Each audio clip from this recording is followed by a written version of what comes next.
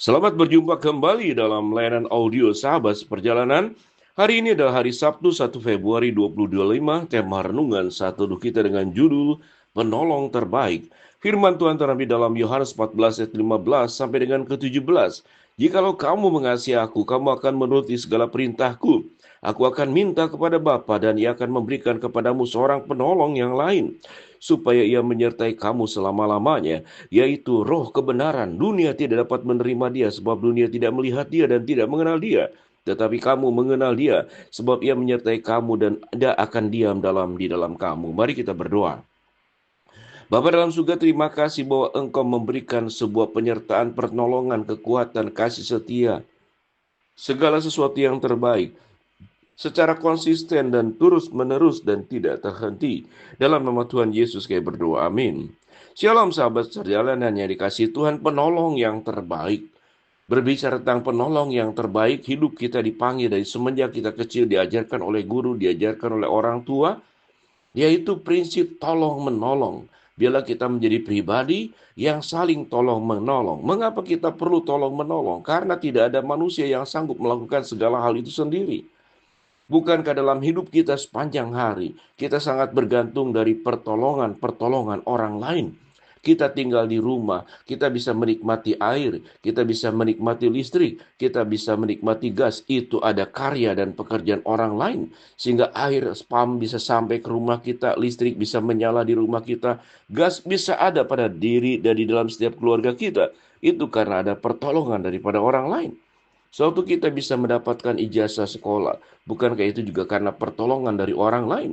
Guru-guru yang mengajar dan para dosen yang mengajar.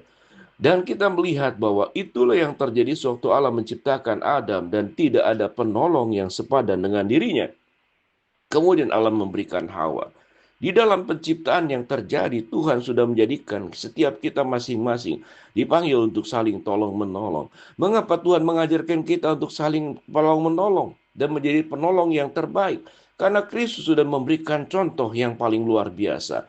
Di dalam diri Kristus, di dalam diri Allah tentang prinsip menolong. Dirinya tidak perlu ditolong. Allah adalah pribadi yang tidak perlu dibantu, tidak perlu ditolong. Karena Tuhan tidak kekurangan, Tuhan tidak pernah mengalami kesedihan yang secara manusiawi membutuhkan kebergantungan dari orang lain. Keberadaan Tuhan sungguh-sungguh menjadi omni, disebut dengan omnipoten, maha kuasa, omniscience, maha tahu, dan maha adil, omnipresent.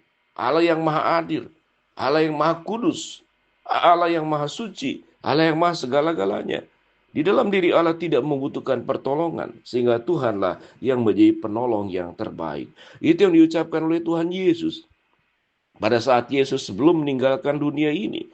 Jikalau kamu mengasihi aku, kamu akan menuruti segala perintahku. Aku akan minta kepada Bapa dan Ia akan memberikan kepadamu seorang penolong yang lain, yang akan menyertai kamu selama-lamanya, itu roh kebenaran, yaitu Roh Kudus.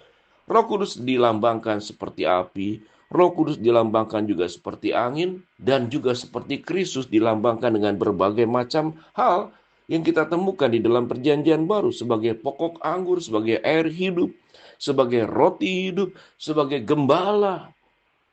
Allah Tritunggalan yang ada di dalam satu hakikat, dalam tiga pribadi, itu menjelaskan tentang Allah yang sangat luar biasa.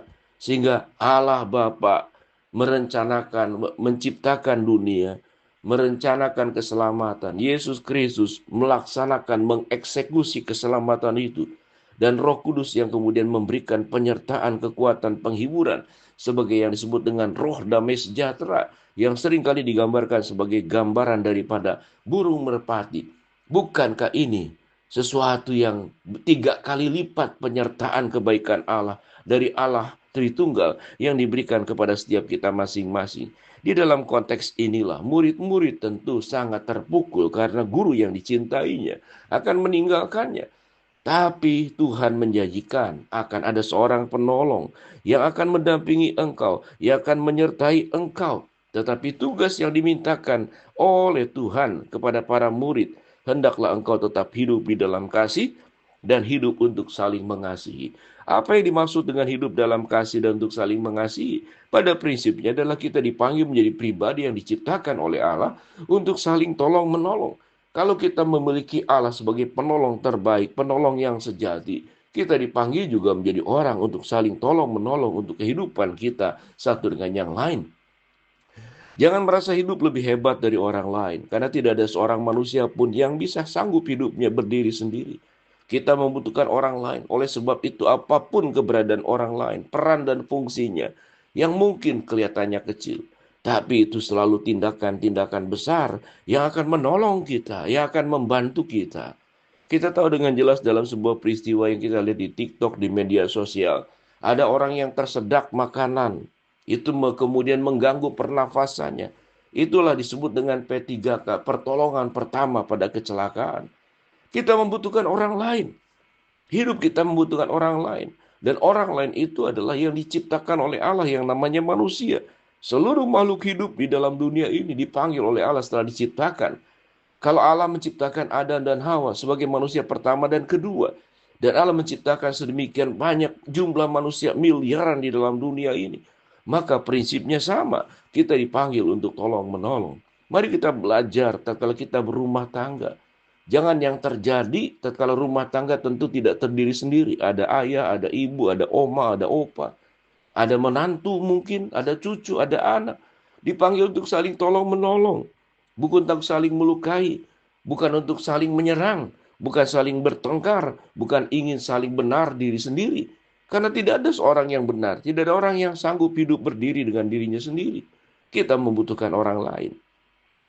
Sahabat seperjalanan, kalau kita kemudian memasuki di hari pertama di bulan Februari ini, dan juga bulan kedua di tahun ini, maka siogianya sebagai orang percaya, hidup kita makin hari harus semakin baik. Kalau selama ini hidup kita lebih banyak potensi egoisnya yang lebih dikedepankan, mau menang sendiri, selalu ingin didengarkan, tidak mau mendengarkan orang lain, selalu ingin diikuti, tapi kita tidak pernah mengikuti orang lain, selalu ingin dihargai, tapi kita tidak menghargai orang lain, maka itu menunjukkan sebuah hidup egois.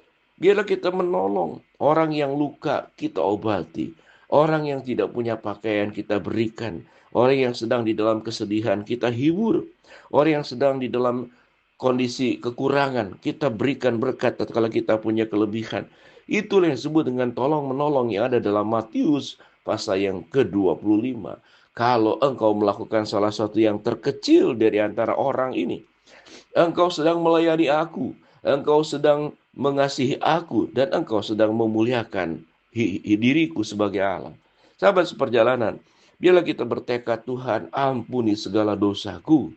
Kalau selama ini kami lebih banyak menuntut dan tidak memberi, kami lebih banyak meminta dan tidak kemudian berbagi, kami lebih banyak menyalahkan dan tidak mengoreksi diri sendiri. Ampuni, biarlah kami menjadi pribadi yang sungguh-sungguh, yang sebagaimana yang sudah Tuhan ajarkan. Hidup kami bergantung dari pertolongan Tuhan, dan kami dipanggil sebagai orang percaya di dalam komunitas manapun, itu hidup saling tolong-menolong, bukan untuk saling menggigit, bukan untuk saling kemudian menekan atau saling berbuat keburukan. Mari kita berdoa. Bapa dalam surga, terima kasih buat kebenaran firman Allah yang kami pelajari. Hamba berdoa buat sahabat seperjalanan yang sakit, Tuhan jamah sembuhkan.